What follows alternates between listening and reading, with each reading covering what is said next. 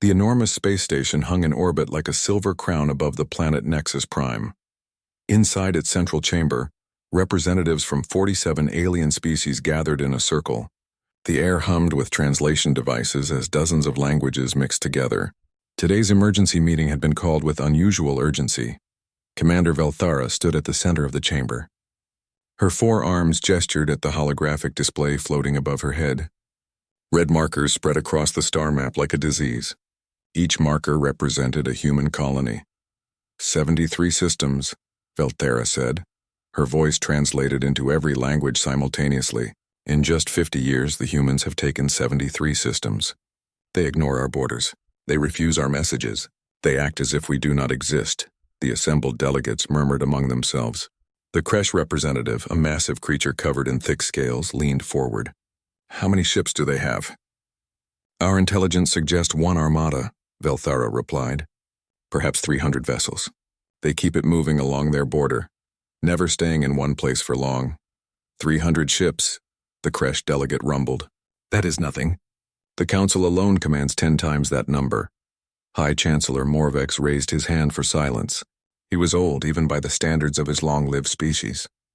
He had guided the Galactic Council for over a century. The issue is not their military strength. The issue is their disrespect for established law. For 300 years we have maintained order. Every species that achieves faster than light travel comes to us.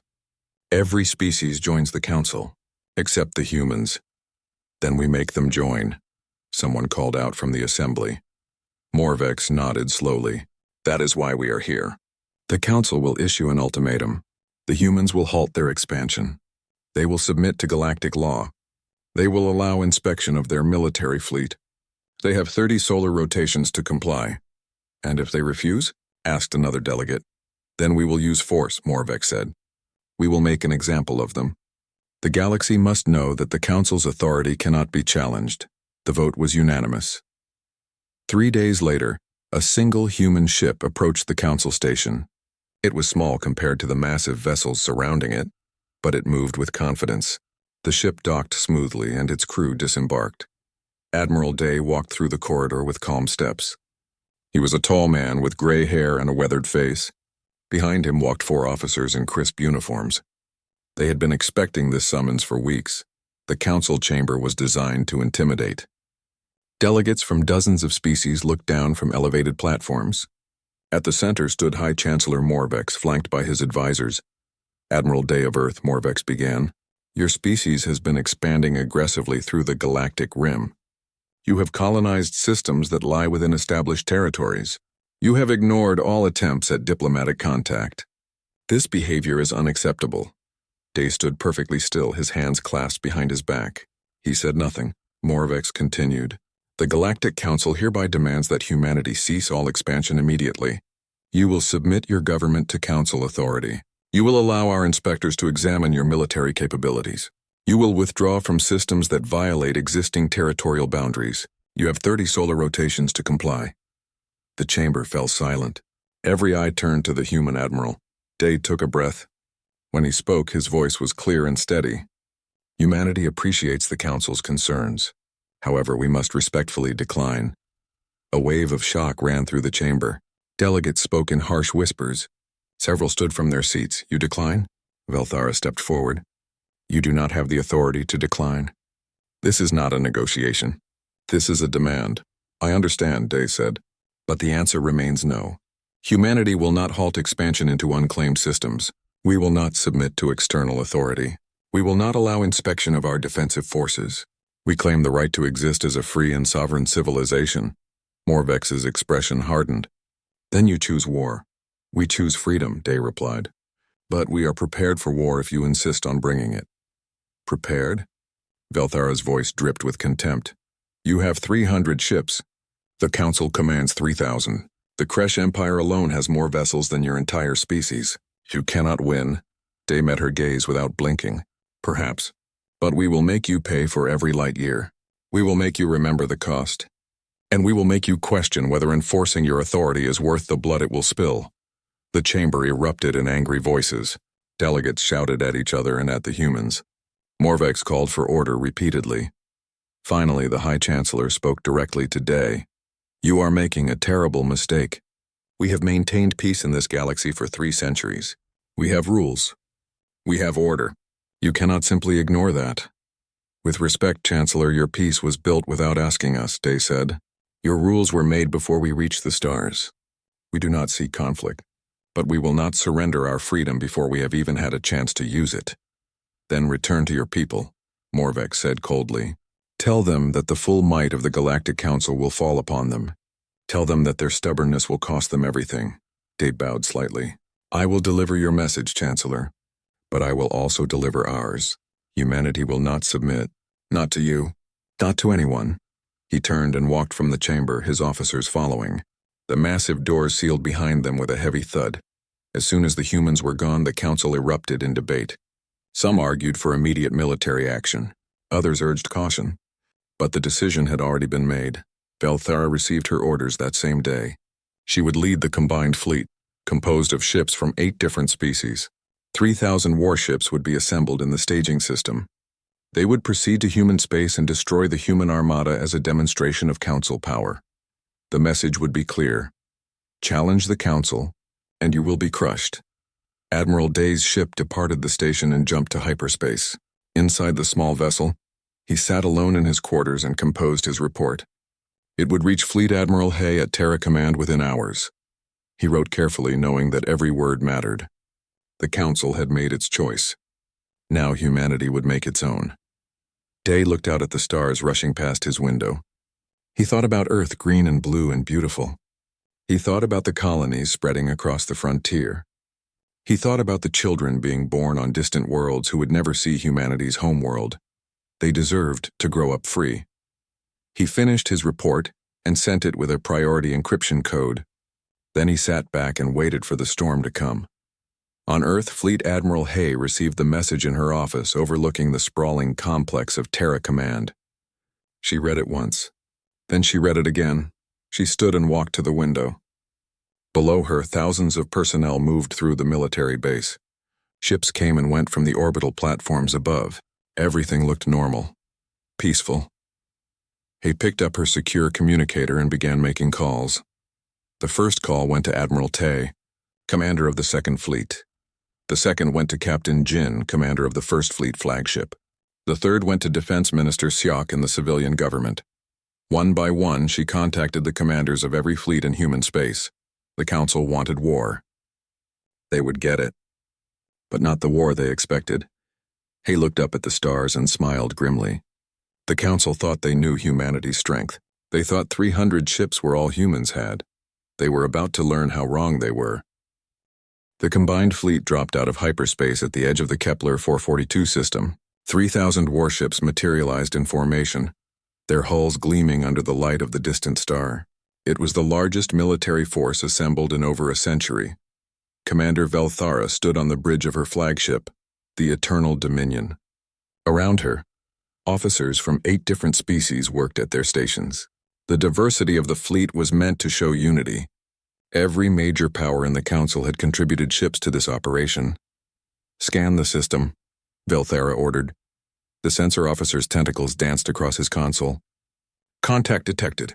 Human vessels in defensive formation around the 4th planet. Counting. 312 ships. Velthara felt satisfaction flow through her. The intelligence had been accurate. The humans had gathered their entire armada to defend this minor colony world. They were predictable. Open a channel. Static crackled, then cleared. Channel open, Commander. Human vessels, this is Commander Velthara of the Galactic Council Combined Fleet. You are ordered to power down your weapons and prepare to be boarded. Resistance will be met with overwhelming force. You have 1 rotation to comply. The response came quickly. A human face appeared on the screen. He wore a dark uniform with gold markings. His expression was calm. This is Captain Jin of the Earth vessel Indomitable. You are in violation of sovereign human territory. Withdraw immediately or be fired upon. Several officers on Velthara's bridge made sounds of disbelief. The human was threatening them? With 300 ships against 3,000? Captain Jin, Velthara said slowly, you are badly outnumbered. Surrender now and your people will be treated fairly. Continue this foolishness and you will all die. Jin's face showed no emotion. We do not surrender. We do not retreat. If you want this system, you will have to take it. The screen went dark. Velthera turned to her weapons officer. All ships attack Formation 7. Target their command vessels first. Show them the price of defiance. The combined fleet surged forward like a steel wave. Thousands of weapons powered up. Missiles streaked across the void. Energy beams cut through space. The human First Armada met them head-on. Captain Jin watched his tactical display as the enemy closed. All ships, pattern Delta. Focus fire on their capital ships. Make every shot count. The Indomitable shuddered as it opened fire.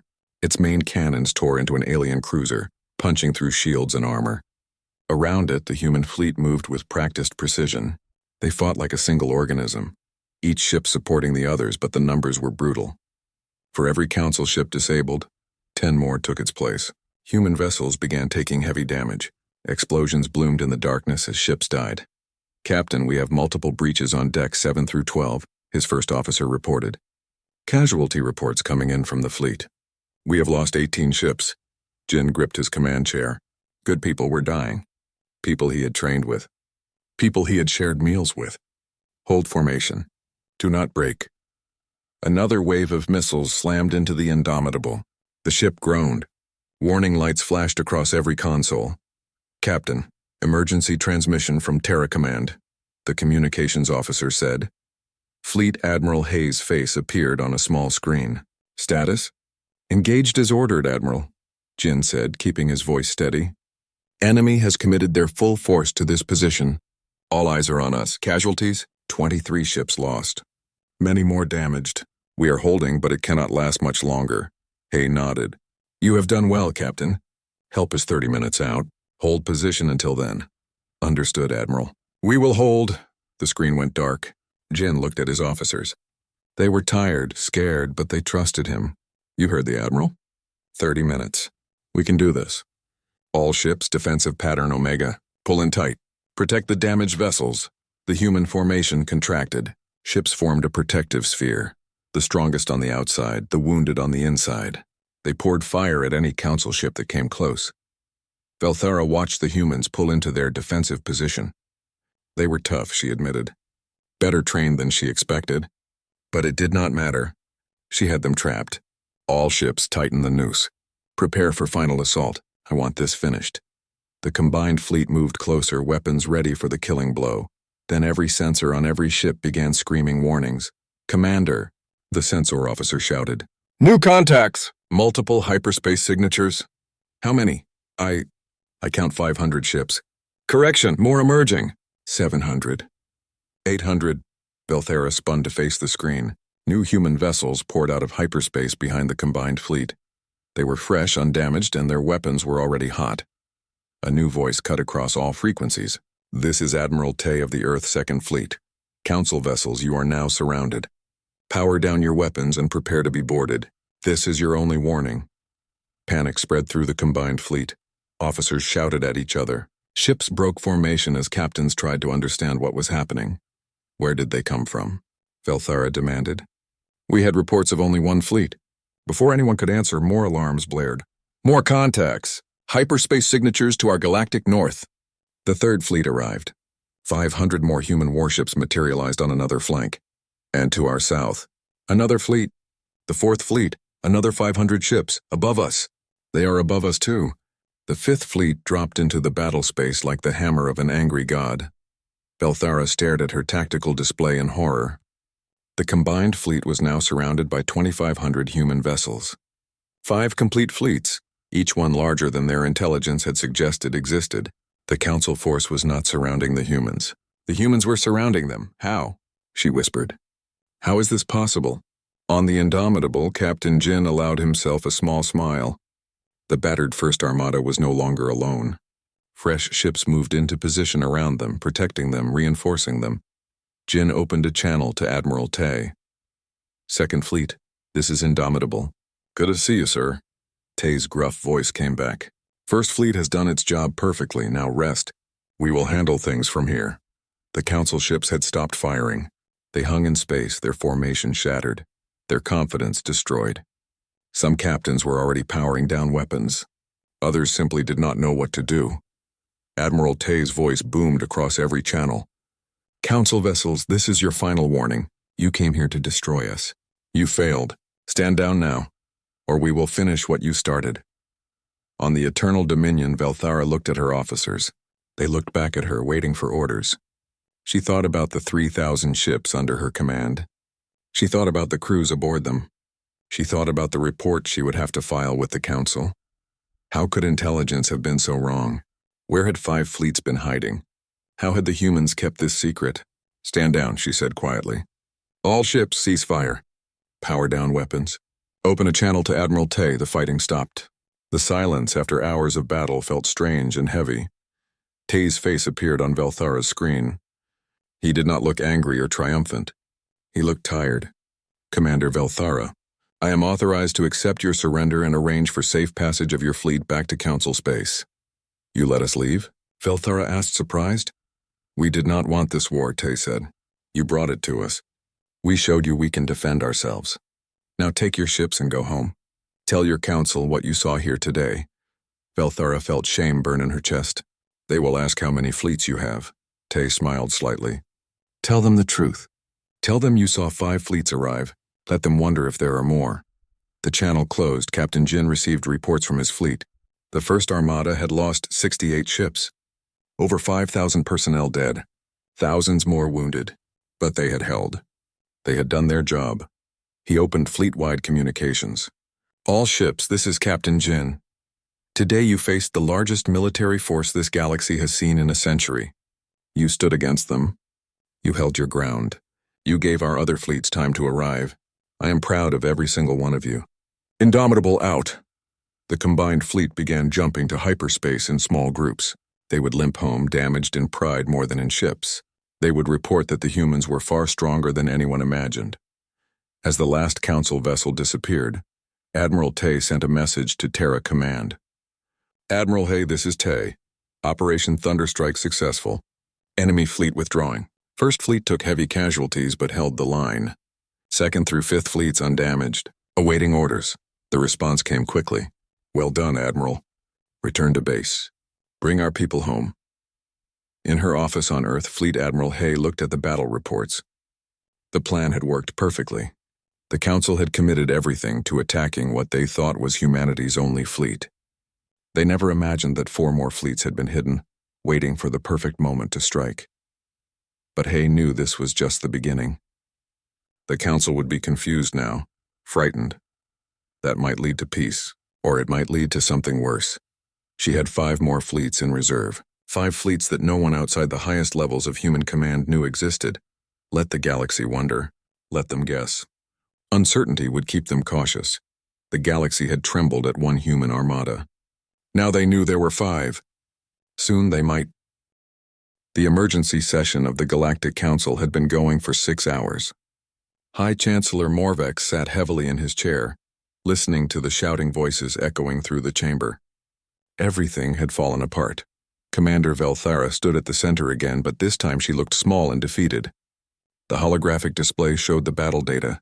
5 human fleets, 2,500 ships. The combined fleet had been surrounded and humiliated without firing a shot after the reinforcements arrived.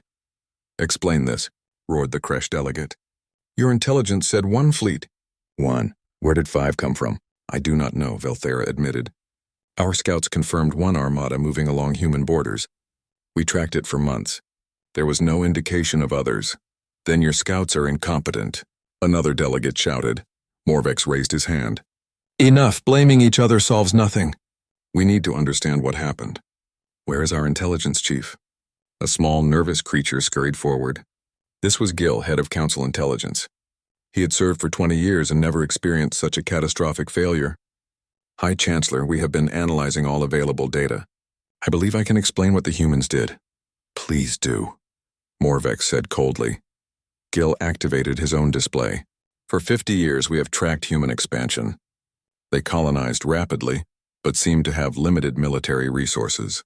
We detected 1 armada, moved it frequently and assumed it represented their full strength. We were wrong. Obviously, someone muttered. Gil continued. The humans were not hiding 5 fleets. They were hiding their entire military production. They built shipyards in remote systems far from our scout routes. They constructed vessels in secret and kept them dispersed. The one fleet we tracked was a decoy, deliberately positioned to be found. The chamber fell silent as the implications sank in. A decoy? Velthara whispered. They wanted us to see one fleet? Yes, Gil said. They wanted us to underestimate them. When we attacked, they knew exactly where we would strike. They positioned their first fleet to absorb the initial attack, while 4 more fleets jumped in from different directions. It was a trap, and we walked right into it. Morvex felt old and tired. How many ships do they actually have? We do not know, Gil admitted. We saw 5 fleets, but there could be more. Many more. The chamber erupted again. Some delegates demanded immediate retaliation. Others called for diplomatic overtures. A few suggested accepting human independence to avoid further conflict. The Kresh delegate stood, his massive frame dominating the space. My empire will not accept this insult. We will mobilize our full war fleets. We will crush the humans and restore order. Morvex looked at him carefully. And if they have 10 fleets, 20? How many ships are you willing to lose? The Kresh delegate had no answer. On Earth, President Na convened her Security Council in the underground command center beneath the Capitol building. Around the table sat the most powerful people in human government. Defense Minister Siok, Foreign Minister Yu, Intelligence Director Bo, and Fleet Admiral He. The council is in chaos, Director Bo reported. He was a quiet man who preferred listening to talking. His intelligence network stretched across dozens of star systems now. Their delegates are arguing about how to respond. Some want peace, some want revenge, but they are all afraid. Good, Minister Siok said. Fear will keep them cautious. Or it might make them reckless, Foreign Minister Yu countered. She was younger than the others but sharp as a knife. Frightened animals can be dangerous.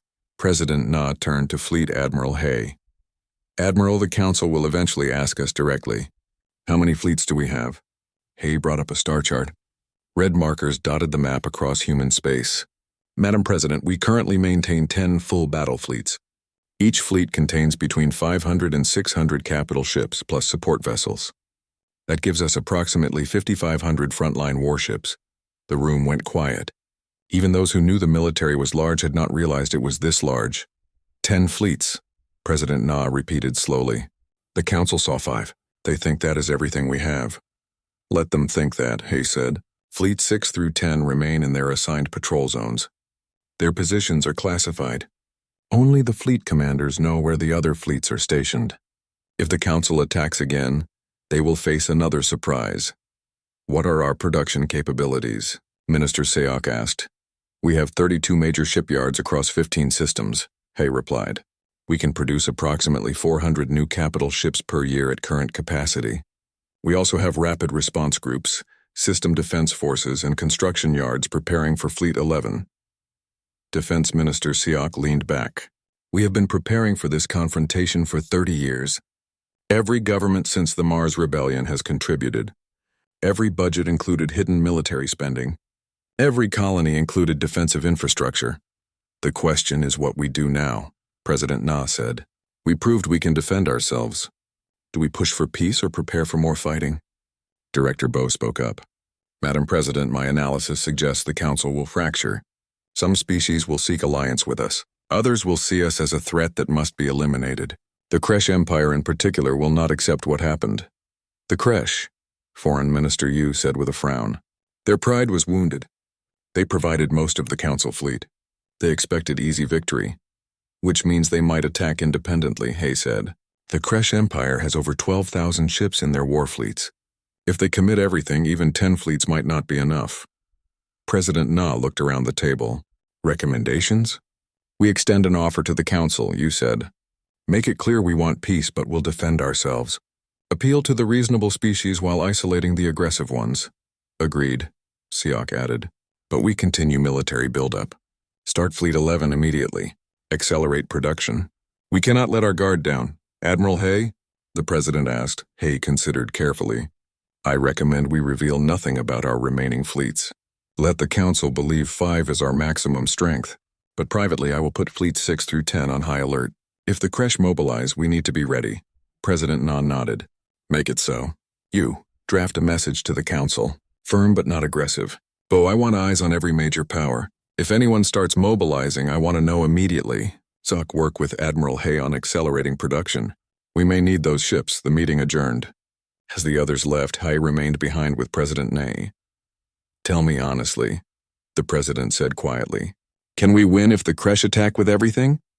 Hay was silent for a moment. It would be close. Very close. The Kresh are ancient warriors. Their weapons are powerful. Their ships are tough. 10 fleets give us numerical parity, but they have more experience. What would give us an edge? Surprise, Hay said. The same thing that won at Kepler 442. If we can dictate the terms of engagement, control the battlefield, we can win. But if they catch us dispersed or if they attack multiple systems simultaneously, she shook her head. I understand, President Na said. Do what you must, Admiral. We did not come this far to surrender now. Across the galaxy, news of the battle spread rapidly. Species that had been part of the Council for centuries began questioning its authority. If the Council could be so wrong about the humans, what else were they wrong about? Minor powers began reaching out to Earth through back channels. They offered trade agreements, technology exchanges, and mutual defense pacts. Humanity suddenly had value as an ally. But in the heart of the Kresh Empire, Emperor Kreshtal sat on his throne and planned. His advisors urged caution. His generals promised victory. His intelligence officers tried to determine humanity's true strength. The Emperor listened to all of them. Then he made his decision. Mobilize the war fleets, he ordered. All of them. We will assemble the largest military force this galaxy has ever seen. We will jump to the human home system. We will crush them and show the galaxy that the Kresh Empire bows to no one. His advisors protested. But Majesty, we do not know how many ships they have. It does not matter, the Emperor said. We will bring 12,000 ships. Even if they have 10 fleets, we will have numbers. Even if they fight well, we will overwhelm them. The humans think they can stand against empires that have ruled for millennia. We will teach them otherwise. The order went out. Across Kresh space, war fleets began gathering. Ships that had not moved in decades powered up their engines. Warriors who had known only peace prepared for battle. The entire empire mobilized for war. Director Bo's agents reported the activity within days. The information reached Earth quickly. In her office, Fleet Admiral Hay read the report 3 times. 12,000 Kresh warships. More than double what humans had available, all heading for Sol system, for Earth itself. She picked up her communicator and began making calls. Admiral Day, still serving as diplomatic liaison, received orders to return to Earth immediately. Captain Jin, recovering from wounds suffered at Kepler 442, was promoted to full admiral and given command of 4th and 5th fleets. Admiral Tay received command of the Outer System Defense Group with 6th, 7th, and 8th fleets. And 2 fleet commanders that few people knew existed received orders that had been prepared years ago. Admiral Sun of the 9th Fleet and Admiral Rin of the 10th Fleet were. The Kresh staging system looked like a metal ocean. 12,000 warships filled the space, organized into precise formations. It was the largest military gathering in galactic history. Ships from across the Kresh Empire had answered the call, along with vessels from allied species eager to share in the victory. Emperor Kreshital stood in the command center of his personal dreadnought, the pride of empires. The massive vessel was 3 kilometers long, bristling with weapons that could crack planets. Around him, holographic displays showed every ship in his armada. All fleets report ready, Majesty, his fleet coordinator announced. The Emperor looked at the display showing the route to Sol system, to Earth, to the heart of human civilization. Today we remind the galaxy why the Kresh Empire has endured for 5,000 years. Today we show these upstart humans the price of defiance. All fleets jump to hyperspace. Destination: Earth. 12,000 ships vanished in a flash of light. At Terra Command, klaxons blared throughout the facility. Fleet Admiral Hay strode into the operations center where dozens of officers monitored screens and coordinated defenses. Report, she ordered. Long-range sensors confirm Kresh fleet departure from staging area. Trajectory analysis confirms they are heading directly for Sol. Estimated arrival in 4 hours. He felt her heart beat faster, but her voice remained calm. Activate Protocol Defender. All fleets to battle stations. Across human space, 8 fleets received their mobilization orders. Hundreds of thousands of personnel rushed to their ships. Reactors powered up. Weapon systems came online. Engines burned hot. Admiral Day commanded 1st, 2nd, and 3rd Fleets, forming the Earth Defense Group. 1,500 ships positioned themselves in orbital defense patterns around the inner solar system. Admiral Jin led 4th and 5th Fleets, designated as the Rapid Response Force. 1,000 ships held position at the outer solar system, ready to strike at enemy flanks.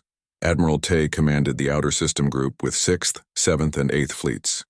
1,500 ships spread across multiple positions, preparing to envelope any attacker. In her command center, Hai opened a secure channel. Admiral Sun, Admiral Rin, status? 2 faces appeared on her screen. Admiral Sun was a woman with short black hair and intense eyes. Admiral Rin was older, with a scar across his cheek from an accident during training years ago. 9th Fleet ready, Sun reported. All ships cloaked and in position. 10th Fleet ready, Rin added. Stealth systems active. We are invisible, Hai nodded. These 2 fleets represented humanity's greatest secret. While building 10 battle fleets, human engineers had also developed cloaking technology far beyond anything the Council possessed. 9th and 10th Fleets could hide in plain sight, their 1,000 ships completely undetectable until they chose to reveal themselves. Hold position, Hay ordered. Do not decloak until I give the word. This is our last surprise. We use it at the right moment or not at all. Understood, Admiral, both replied. President Na appeared on another screen. Admiral, the civilian evacuation? Underway, Madam President. We are moving as many people as possible to underground shelters and to colonies in deep space. But if we lose this battle, there will be no safe place. Then we must not lose, Na said firmly. I am moving government operations to the backup facility. You have full authority to conduct this defense as you see fit. Bring our people home safely, Admiral. I will do everything in my power, Madam President. 4 hours later, the Kresh Armada dropped out of hyperspace at the edge of the Sol system. Emperor Kreshtal looked at his displays and felt satisfaction. Ahead of him, spread across the system, were approximately 3,000 human vessels. Just as predicted, he said. They have gathered all their fleets to defend their home. But it will not be enough. He opened fleet-wide communications. All ships attack formation domination. We will break through their lines and burn their homeworld. Show them the might of the Kresh Empire. The massive armada surged forward. On the Indomitable, Admiral Jin watched the enemy approach. 4-to-1 odds. They think they have us beaten. His tactical officer looked nervous.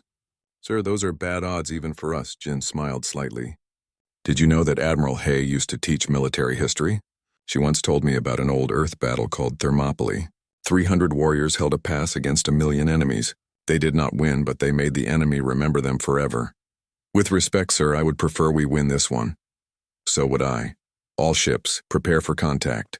Target their capital ships. Make them pay for every meter they advance. The 2 armadas collided in the space between Jupiter and Mars. Energy weapons lit up the darkness like a deadly light show. Missiles crossed the void in swarms. Ships died in balls of fire. The Kresh pressed forward with overwhelming numbers. Human ships fought with desperate courage, but slowly they were pushed back toward Earth. In the Terra Command Center, Hay watched the battle unfold. The human fleets were holding better than expected, but casualties were mounting. She had 8 fleets committed, 2 hidden, and 1 chance to turn this around? Admiral Day, status? She said into her communicator. Day's voice came back strained. Heavy fighting. We have lost 90 ships. Many more damaged. They are pushing through our left flank. I am repositioning 2nd Fleet to reinforce. Admiral Jin, 4th Fleet engaging enemy vanguard. We are slowing them but cannot stop them. They have too many ships. Admiral Tay, 7th Fleet taking heavy casualties, falling back to secondary position. Hay made her decision. All fleets execute Protocol Omega. Repeat, Protocol Omega is now active. Across the battlefield, human ships received the coded message. Every captain knew what it meant. Everything they had done so far was to set up this one moment. Emperor Kreshtal watched his displays with growing satisfaction. The humans were fighting well, but they were losing. His ships had broken through multiple defensive lines. Earth was within reach. Another hour and the battle would be won. Then his sensor officer made a sound of confusion. Majesty, I'm detecting some kind of energy fluctuation. Multiple sources. I cannot identify. Space rippled. Reality seemed to tear. And out of nothing, 1,000 human warships materialized behind the Kresh formation. The 9th Fleet, commanded by Admiral Sun, had been there the entire time. Cloaked. Waiting. Watching. Now they dropped their stealth fields and opened fire at point-blank range into the Kresh rear. Chaos exploded through the enemy formation. Ships collided as captains tried to react to the impossible. A fleet had appeared from nothing. A fleet they never detected. A fleet that was now tearing through their support vessels. How is this possible? Emperor Kreshtal roared. Where did they come from? Before anyone could answer, more ships decloaked. Admiral Rin's 10th Fleet appeared above the Kresh formation, raining fire down on the enemy capital ships. The Kresh Armada found itself surrounded. 3,000 human ships ahead, 2,000 behind and above, 5,000 ships total. Admiral Hay's voice cut across every frequency. Kresh vessels. This is Fleet Admiral Hay of Earth. You came to our home with 12,000 ships. You thought you had us outnumbered, but you never knew our true strength. You are now caught between 5,000 human warships. Surrender immediately or be destroyed. On the indomitable, Admiral Jin watched the Kresh formation collapse. All ships press the attack. Do not let them reform. The 8 visible fleets pushed forward with renewed energy. The 2 cloaked fleets hammered the enemy from behind. The Kresh, caught in a perfect trap, fought desperately to survive. Emperor Kreshtal stared at his displays in horror. His intelligence had been wrong. Catastrophically wrong. The humans did not have 5 fleets. They had 10, and 2 of them possessed technology that made them invisible until they chose to strike. He had been outplayed at every step. The humans baited him with visible fleets while hiding their true strength. They let him commit everything to one attack, then revealed their hidden forces at the perfect moment. Majesty, we are taking heavy casualties, his fleet coordinator reported. Multiple ships requesting permission to withdraw. The Emperor closed his eyes. He had come to crush the humans. Instead, he had led his empire into a disaster. Order all ships to disengage. Fighting retreat. We are leaving this system. The retreat was bloody. Kresh ships tried to pull back while human vessels pursued. Hundreds more ships died before the survivors could jump to hyperspace. When the last enemy vessel vanished, an eerie silence fell over the Sol system. Debris floated everywhere. Ships hung dead in space. Escape pods drifted, waiting for rescue. Admiral Hay received damage reports from all 10 fleets. The humans had lost over 800 ships, tens of thousands dead. It was the bloodiest battle in human history, but they had won. Earth was safe. The Kresh Armada was shattered. Admiral Day's face appeared on Hay's screen. He looked exhausted, his uniform torn and scorched. Admiral, First Fleet reporting. We held them.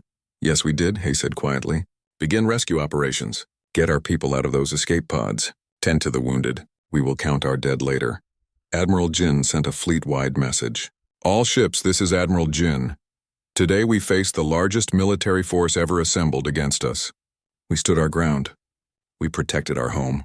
We showed the galaxy that humanity will never surrender. I am honored to have fought beside you. President Na emerged. 3 months after the Battle of Sol, a delegation from the Galactic Council arrived at Luna Station. High Chancellor Morvex led the group personally. He was not the same leader who had issued ultimatums to humanity. The war had aged him, humbled him. The station had been hastily constructed in orbit around Earth's moon.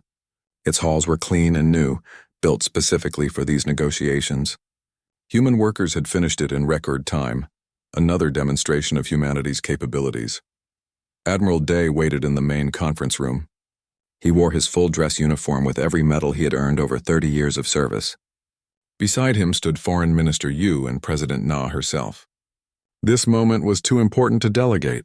Morvex entered with his delegation. Commander Velthara was there, walking quietly behind the Chancellor. She avoided looking at Day directly. The memory of her defeat at Kepler 442 still stung. Chancellor Morvex, President Na said formally, "Welcome to Luna Station. Please be seated." The two groups sat across from each other. For a moment, no one spoke. The weight of everything that had happened hung heavy in the air. Finally, Morvex spoke. President Na, Admiral Day, Minister Yu.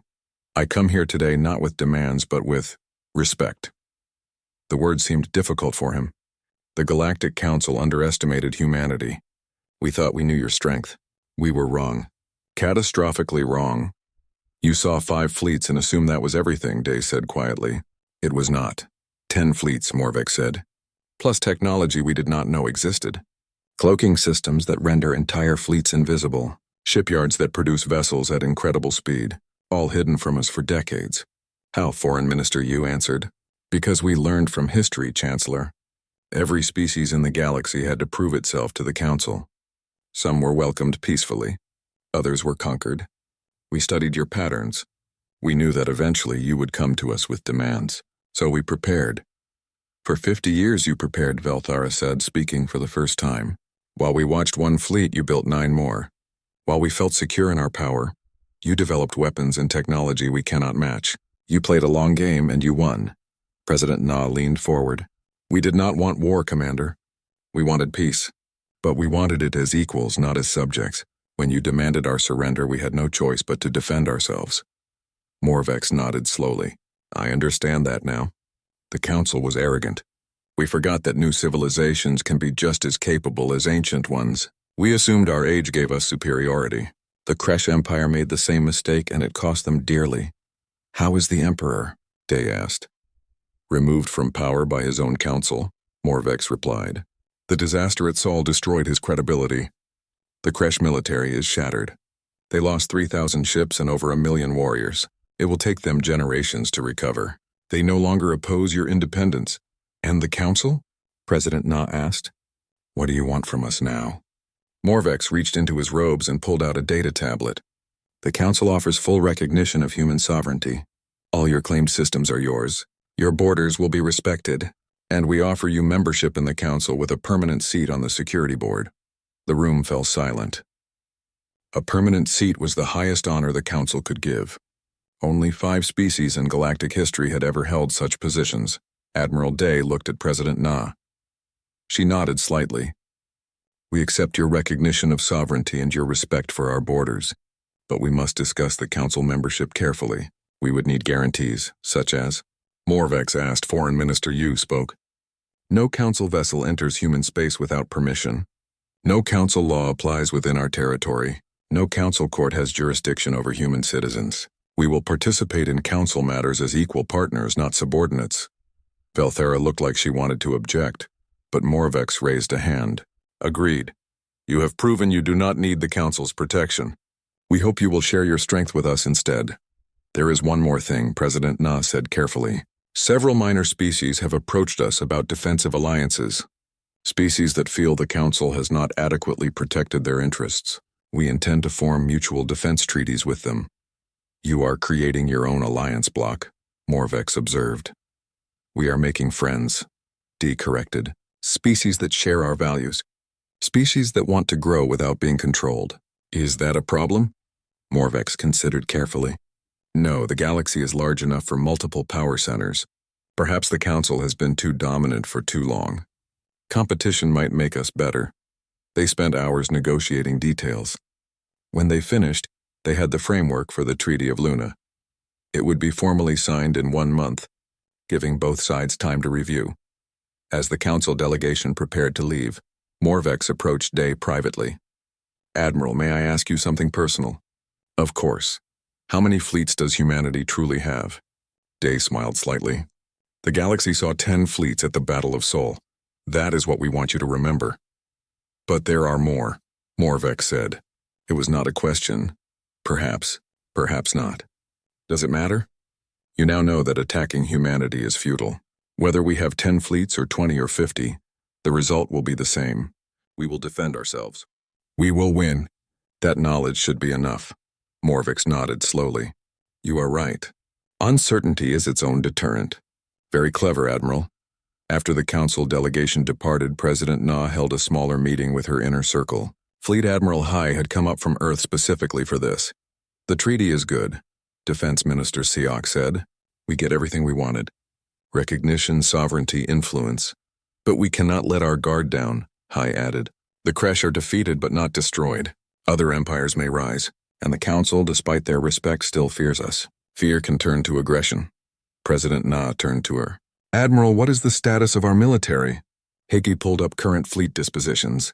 We have 10 active battle fleets, each being repaired and reinforced after the battle. We are completing construction of 11th Fleet ahead of schedule.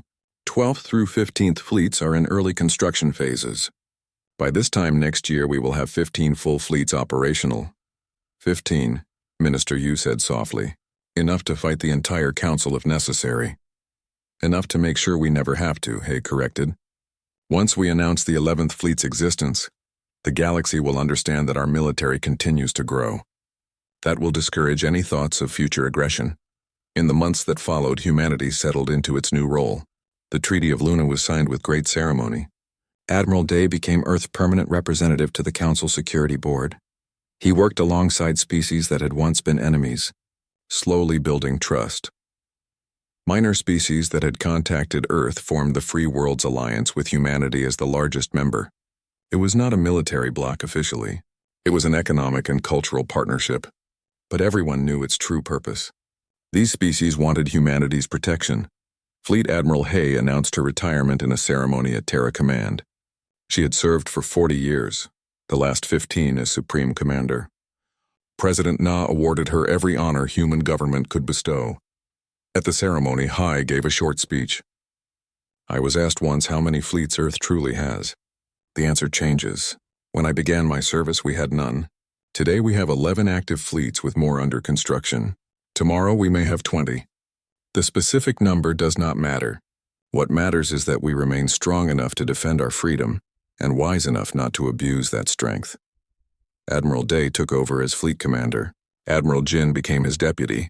Together they oversaw a military that continued to grow but focused increasingly on exploration and peacekeeping rather than pure warfare. Captain Bo, now Director of Galactic Intelligence, built a network of informants and agents across Council space. He ensured that humanity would never be caught by surprise again. His people monitored military buildups, tracked political movements, and identified potential threats before they materialized. In the classified shipyards of the Centauri system, construction crews worked on new vessels unlike anything the galaxy had seen. Humanity was not content to rest on existing technology. They pushed boundaries, developed new weapons, created better ships. The lead designer was a young woman named Min, who had revolutionary ideas about faster-than-light travel. The galaxy slowly adjusted to the new reality. Humanity was here to stay. They were powerful, organized, and still growing. Some species admired them. Others resented them. But everyone respected them. 5 years after the Battle of Sol, representatives from 36 species gathered at Luna Station for a conference on galactic security. It was the first such meeting held outside Council space. Humanity had insisted on hosting to demonstrate their equal status. Admiral Day opened the conference with a speech that would be remembered for generations. We stand here today as equals, not because we demanded it, not because we took it by force, but because we were willing to defend our right to exist as free beings. Every species in this room has that same right. The strong should not dominate the weak. The old should not control the young. The galaxy is vast enough for all of us to flourish. In the audience, High Chancellor Morvex listened carefully. He was older now, serving his final term before retirement.